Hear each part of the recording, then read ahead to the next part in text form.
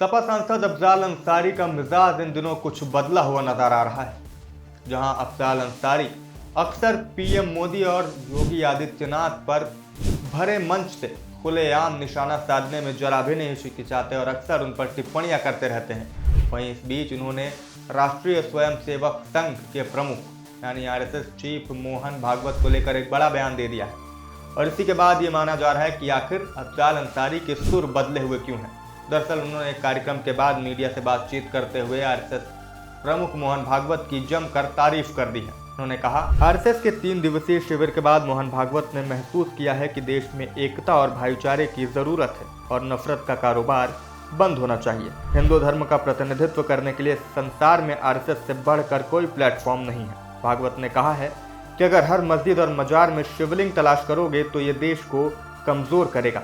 संघ प्रमुख से कुछ लोगों को नसीहत लेनी चाहिए। सपा सांसद ने आगे कहा कि मैं मोहन भागवत की इन बातों का स्वागत करता हूं और बाकी धर्मगुरुओं से भी कहूंगा कि उनके इस वक्तव्य को आगे पहुंचाएं और उनके इस वक्तव्य को आत्मसात करने का प्रयास बाकी लोगों को भी करना चाहिए। हालांकि अपनी बात खत्म करते करते उन्होंने बिना नाम लिए कुछ बड़े नेताओं पर भी टिप्पणी की है। उन्होंने कहा कि जिनका खुद का परिवार नहीं है वो दूसरों के परिवार का दर्द क्या ही जानेंगे।